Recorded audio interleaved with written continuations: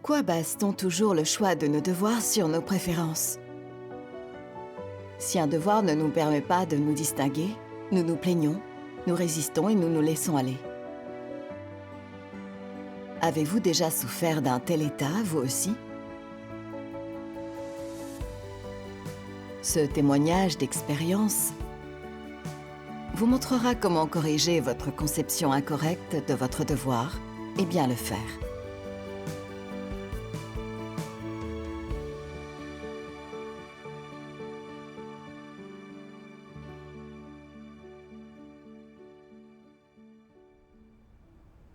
En septembre 2020, j'ai accepté l'œuvre de Dieu Tout-Puissant des derniers jours.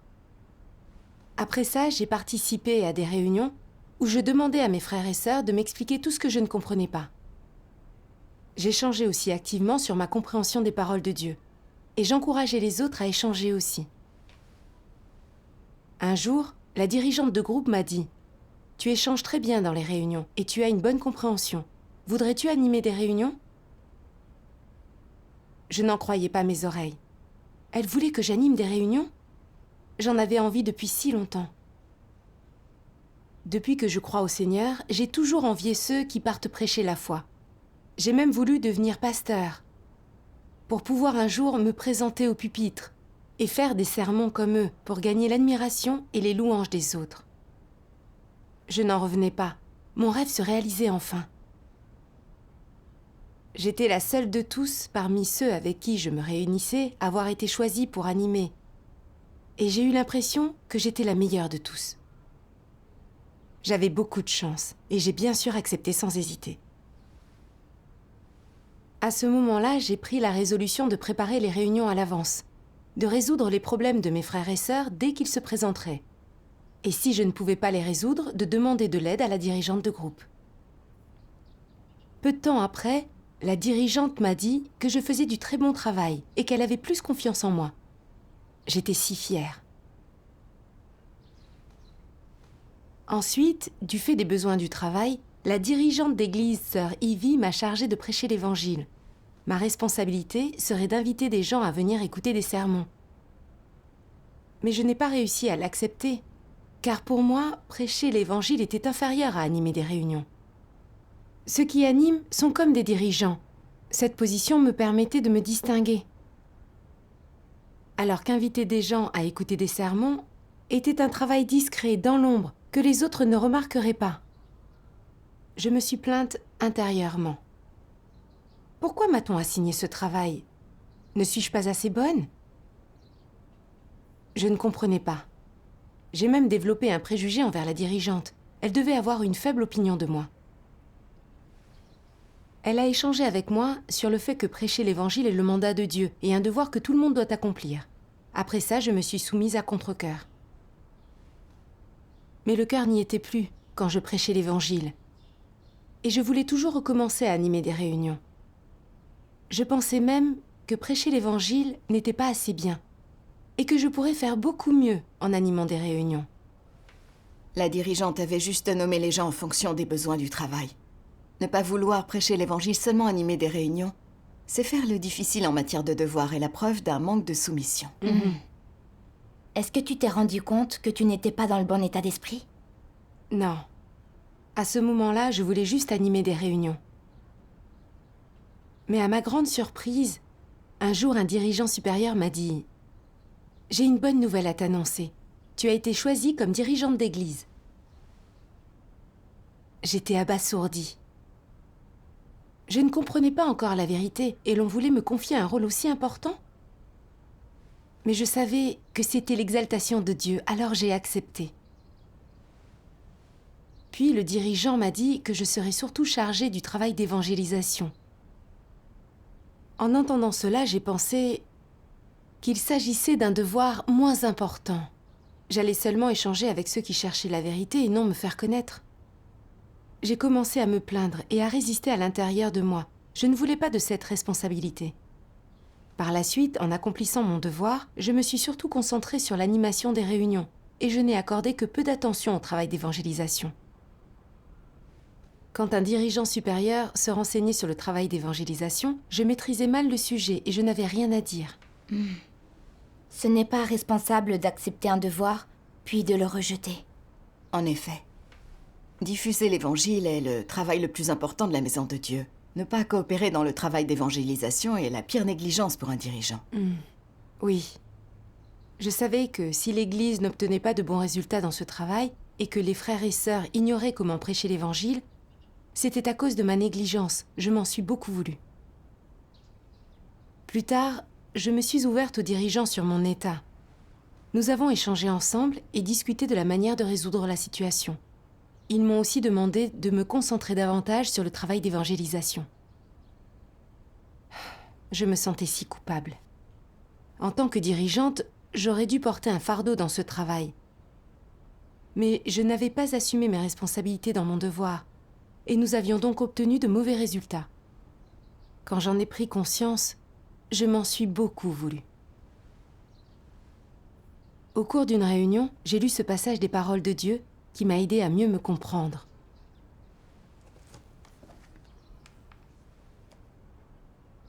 Quelle attitude devrais-tu avoir envers ton devoir qui soit correct et en accord avec la volonté de Dieu? Tout d'abord, tu ne peux pas examiner minutieusement qui l'a organisé, ni par quel niveau de dirigeant il a été assigné. Tu dois l'accepter de Dieu. Tu ne peux pas l'analyser, tu dois l'accepter de Dieu. C'est une condition. De plus, quel que soit le devoir qui t'a été assigné, ne distingue pas ce qui est élevé de ce qui est indigne. Imagine que tu dises, bien que cette tâche soit une commission de Dieu et le travail de la maison de Dieu, si je réalise cette tâche, peut-être qu'on aura du mépris pour moi. D'autres ont un travail beaucoup plus valorisant à réaliser. On m'a donné cette tâche qui est peu valorisante et je m'épuise dans l'ombre. C'est vraiment injuste. Je n'accomplirai pas ce devoir. Mon devoir doit me permettre de me distinguer des autres et me permettre de me faire un nom. Et même si je ne me fais pas un nom et je ne me démarque pas, je dois tout de même en bénéficier et me sentir à l'aise physiquement. Est-ce là une attitude acceptable? Être très sélectif, ce n'est pas accepter ce qui vient de Dieu. C'est faire des choix selon ses propres préférences. Ce n'est pas accepter ton devoir. C'est un refus de ton devoir, une manifestation de ta rébellion. Une telle sélection est altérée par tes préférences et tes désirs individuels. Dès lors que tu prends en considération ton propre bénéfice, ta réputation et ainsi de suite, ton attitude envers ton devoir n'est pas une attitude obéissante. Alors, quelle est l'attitude que tu devrais avoir envers ton devoir? Premièrement, tu ne dois pas l'analyser, ni te demander qui te l'a confié. Tu dois l'accepter comme venant de Dieu, comme étant ton devoir qui t'a été confié par Dieu, et tu dois obéir aux arrangements de Dieu, et accepter le devoir qui t'a été confié par Dieu. Deuxièmement, il n'y a pas de devoir inférieur ou supérieur, ne te préoccupe pas de leur nature. Qu'ils fassent que tu te distingues ou non, qu'ils soient faits en public ou dans l'ombre, ne prends pas ces choses-là en considération. Il y a aussi une autre attitude, celle de l'obéissance et de la coopération active. Amen. Amen. Amen. Après avoir lu ces paroles, j'ai compris qu'il n'y avait pas de devoir plus ou moins important que d'autres. Aux yeux de Dieu, quel que soit le travail que l'on fait dans l'Église, on accomplit nos devoirs en qualité d'être créé. Il n'y en a pas de plus ou moins important, et il ne faut pas faire l'erreur de les voir comme venant d'une personne. Ils relèvent des responsabilités que nous devons assumer. Oui. Tout à fait. Il peut arriver de ne pas aimer certains devoirs et de penser qu'ils nous dévalorisent. Mais s'ils sont ce que le travail de l'Église requiert, alors nous devons quand même nous soumettre et les faire de notre mieux. Absolument. En réfléchissant sur moi-même, j'ai compris que j'avais toujours donné priorité à mes préférences et sélectionné les tâches qui me permettaient de me distinguer. À chaque fois qu'une tâche me déplaisait et ne m'aidait pas à me démarquer des autres ni à me distinguer, je ne l'acceptais pas. Je résistais, je me plaignais. Quand la dirigeante m'avait chargée d'animer des réunions parce que ce travail me plaisait, qu'il satisfaisait mes désirs et me permettait de me distinguer, je m'en étais réjouie et j'avais travaillé durement. Mais quand j'ai été chargée de prêcher l'Évangile, je lui en avais voulu parce que ce devoir ne m'aiderait pas à me distinguer. Et la dirigeante devait avoir une faible opinion de moi, du coup j'avais été déçue et triste, et j'avais même développé un préjugé contre elle. J'avais été sélective concernant mes devoirs. Je ne les avais pas acceptés comme venant de Dieu et je ne m'étais pas vraiment soumise. Parce que j'avais une conception erronée de mon devoir. J'avais été négligente dans mon travail. Et pour dire vrai, je ne m'en étais pas assez souciée. Par conséquent, on avait eu de mauvais résultats et le travail d'évangélisation avait pris du retard. Je comprends. C'était dû au fait que je concevais mal les choses. Quel que soit le devoir qu'on m'assignait, qu'il me plaise ou non, tant qu'il était nécessaire au travail de l'Église, je devais me soumettre et m'y consacrer pleinement. Ça aurait dû être ma première considération. Mais j'avais toujours conçu mes devoirs selon mes préférences. J'avais été vraiment désobéissante et pour ainsi dire, déloyale. Oui, En effet. J'ai été heureuse de reconnaître ma corruption en lisant ce passage des paroles de Dieu. J'ai pris une résolution. Quel que soit le devoir qui me serait assigné, je m'y soumettrai. Amen. Dieu soit loué. Je me suis calmée et je me suis demandé comment se fait-il que si un devoir satisfait mes préférences et mes désirs et me permet de me distinguer, je remercie Dieu. Tandis que si je n'aime pas le devoir, je ne suis pas disposée à le faire, et vais jusqu'à me plaindre et échouer à me soumettre. J'ai trouvé la réponse dans les paroles de Dieu.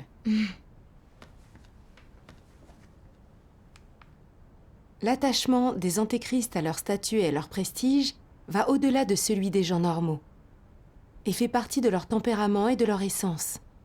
Ce n'est pas un intérêt temporaire, ni l'effet transitoire de leur environnement. C'est quelque chose d'inscrit dans leur vie, qui est dans leurs os. Et il s'agit donc de leur essence. Ce qui veut dire que, dans tout ce que fait un antéchrist, sa première considération est d'améliorer son propre statut et son prestige, rien d'autre que cela. Pour un antéchrist, le statut et le prestige sont sa vie, et le but de toute sa vie. Dans tout ce qu'il fait, sa première considération est « qu'adviendra-t-il de mon statut ?» et « qu'adviendra-t-il de mon prestige ?» Est-ce que faire cela me donnera du prestige? Est-ce que faire cela me donnera du statut? Cela élèvera-t-il mon statut et mon prestige dans l'esprit des gens? Et cela est la première chose à laquelle il pense. Ce qui est une preuve suffisante qu'il a le tempérament et l'essence des antéchrists. Autrement, il ne réfléchirait pas à ces problèmes. On peut donc dire que pour un antéchrist, le statut et le prestige ne sont pas une exigence supplémentaire quelconque, encore moins quelque chose d'étranger dont il pourrait se passer. Ils font partie de la nature même des antéchrists. Ils se trouvent dans leurs os, ils circulent dans leur sang. Ils sont complètement innés en eux. Les antéchrists ne sont indifférents ni à leur statut ni à leur prestige. Cela ne représente pas du tout leur attitude. Alors, quelle est-elle ? Le statut et le prestige sont intimement liés à leur vie quotidienne, à leur état quotidien, à ce à quoi ils aspirent tous les jours. Et donc, pour les antéchrists, le statut et le prestige sont leur vie. Peu importe comment ils vivent, peu importe l'environnement dans lequel ils vivent, peu importe le travail qu'ils exercent. Ce pourquoi ils luttent, les objectifs qu'ils ont, ou la direction qu'ils donnent à leur vie, tout tourne autour d'une bonne réputation et d'un poste élevé. Et ce but ne change jamais. Ils ne peuvent jamais mettre de côté de telles choses. C'est là le vrai visage que montrent les antéchrists et représente leur essence même. Amen. Amen. Amen. Ce qui est dit ici, c'est que les antéchrists convoitent surtout la réputation et le statut. Ils veulent toujours être au-dessus des autres et avoir une place dans le cœur des gens. Quelles que soient les circonstances, ils se demandent toujours d'abord s'ils peuvent gagner l'admiration et aussi les louanges des autres. C'est vrai. Les gens normaux peuvent déprimer s'ils n'ont pas de réputation et sont sans statut. Mais les antéchrists, eux, ne peuvent littéralement pas fonctionner sans cela. Cela les tourmente terriblement, à tel point qu'ils peuvent à peine continuer à vivre. La réputation et le statut sont leur planche de salut. Exact. Exact. J'avais le même tempérament.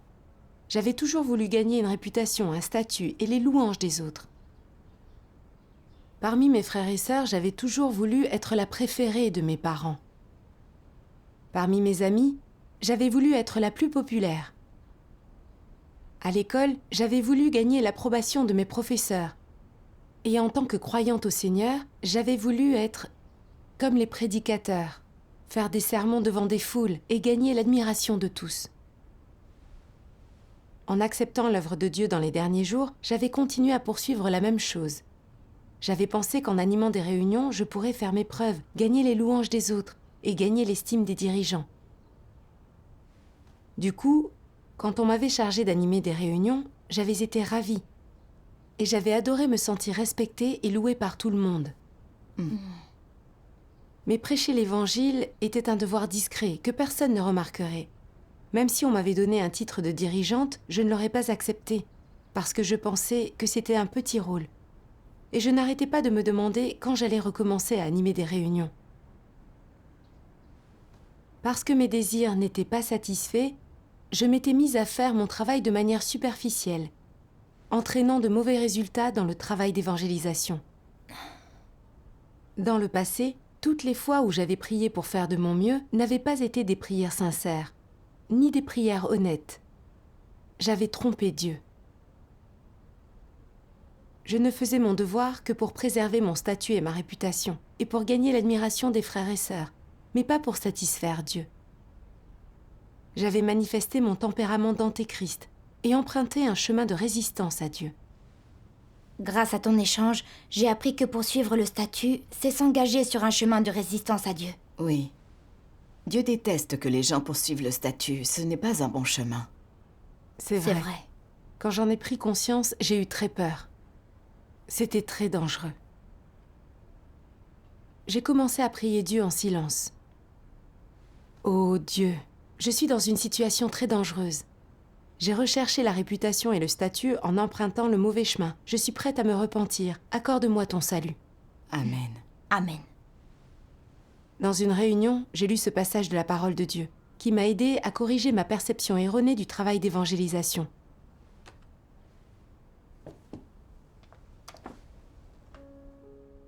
Dieu Tout-Puissant dit : Je préviens et j'informe tout le monde que diffuser l'Évangile n'est pas la vocation particulière d'un unique type de personne ou groupe de personnes. C'est la vocation de toute personne qui suit Dieu. Pourquoi dois-je faire comprendre cet aspect de la vérité aux gens ? Et pourquoi ont-ils besoin de le connaître ?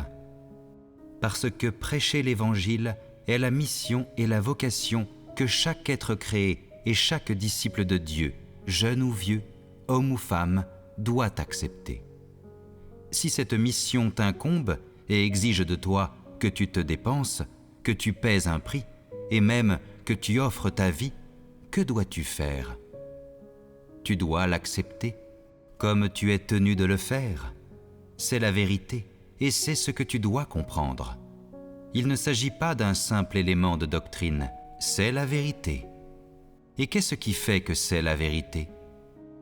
C'est parce que, indépendamment du temps qui passe et de la manière dont l'ère change, diffuser l'Évangile et porter témoignage pour Dieu est une chose éternellement positive.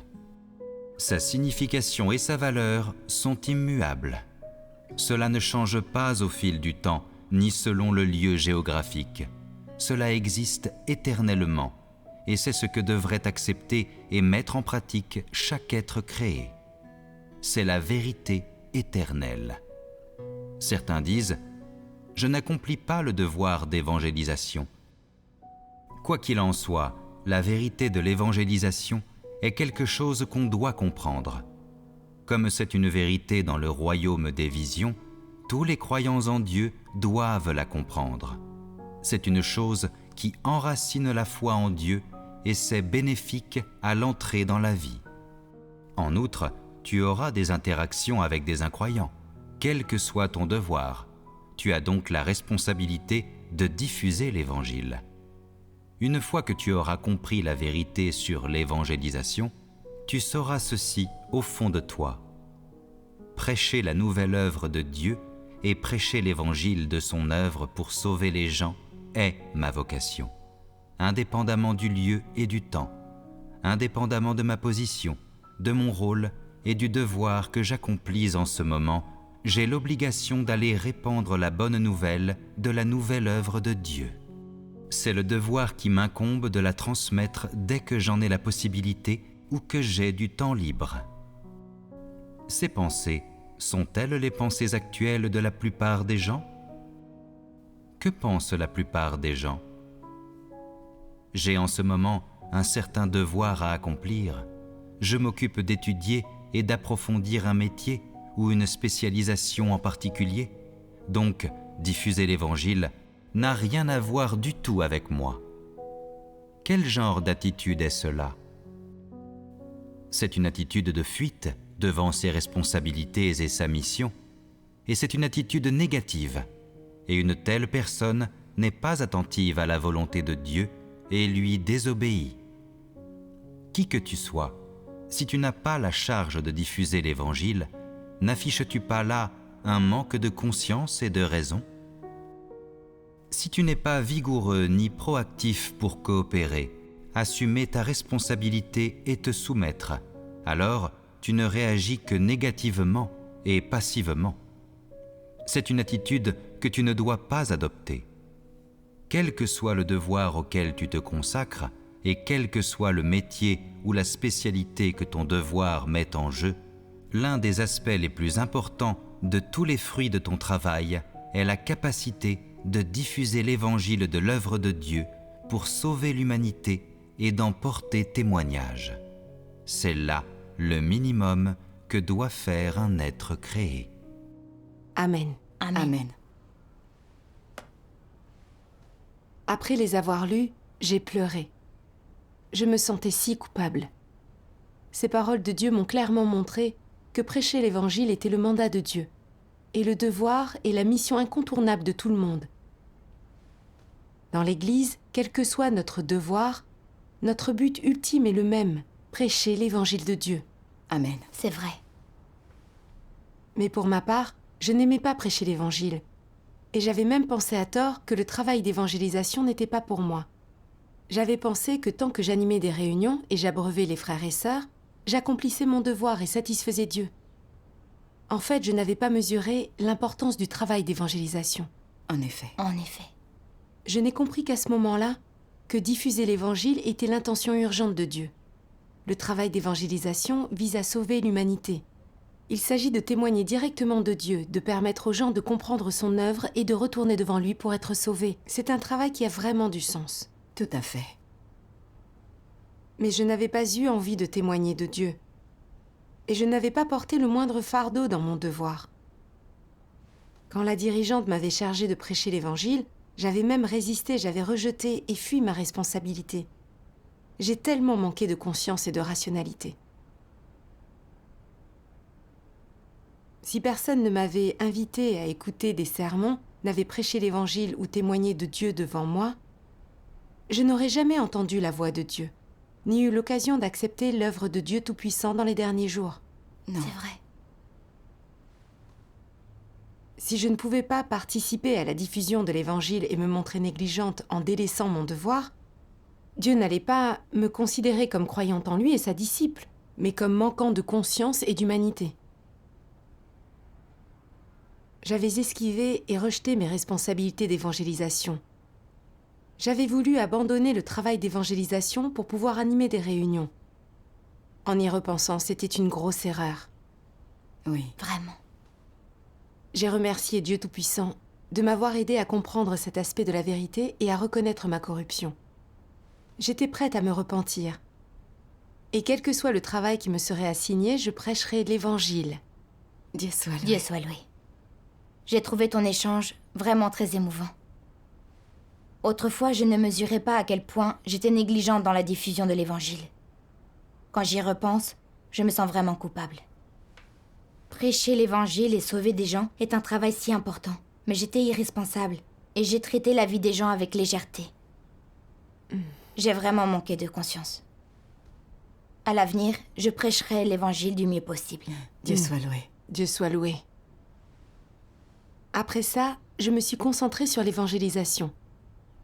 Alors c'est vrai, je n'avais pas beaucoup d'expérience. et il n'était pas facile pour moi d'échanger avec différentes sortes de personnes. Les gens risquaient de me rejeter. J'allais probablement être pris dans du mauvais temps et rencontrer toutes sortes de difficultés. Mais je ne devais pas renoncer. Non. C'est vrai. J'ai pensé aux paroles de Dieu qui disent « Quel que soit le devoir auquel tu te consacres, et quel que soit le métier ou la spécialité que ton devoir met en jeu, l'un des résultats importants de ton travail est la capacité de diffuser l'évangile de l'œuvre de Dieu pour sauver l'humanité et en porter témoignage. C'est là le minimum que doit être capable de faire un être créé. » Amen. Amen. Ce passage m'a vraiment motivée. Le devoir dont j'étais chargée relevait de ma responsabilité. J'étais prête à me soumettre. Amen. Amen. J'avais compris que le travail d'évangélisation était très important. Alors je voulais m'y consacrer pleinement et bien prêcher l'Évangile. Dieu soit loué. J'ai remercié Dieu d'avoir orchestré cet environnement pour moi. Ça serait peut-être difficile, mais je savais que tant que je prierais sincèrement Dieu, il me guiderait. Absolument. À ce moment-là, j'ai pensé à l'histoire de Noé. Noé n'a pas douté quand il a entendu Dieu. Il ne s'est pas soucié de ses intérêts. Il a juste voulu satisfaire Dieu et respecter sa volonté, et construire l'arche selon ses exigences. Il a aussi fait de son mieux pour prêcher l'Évangile. J'ai trouvé l'expérience de Noé très motivante. J'ai voulu me soumettre à Dieu et bien faire mon devoir, exactement comme Noé. Dieu soit loué. Amen. Dieu soit loué. Je sais maintenant comment je dois aborder l'évangélisation et bien faire mon devoir. J'ai renoncé au désir de statut et de réputation. Tout cela est le salut de Dieu. C'est vrai. Oui. Rendons grâce à Dieu Tout-Puissant. Dieu soit loué. Dieu soit loué.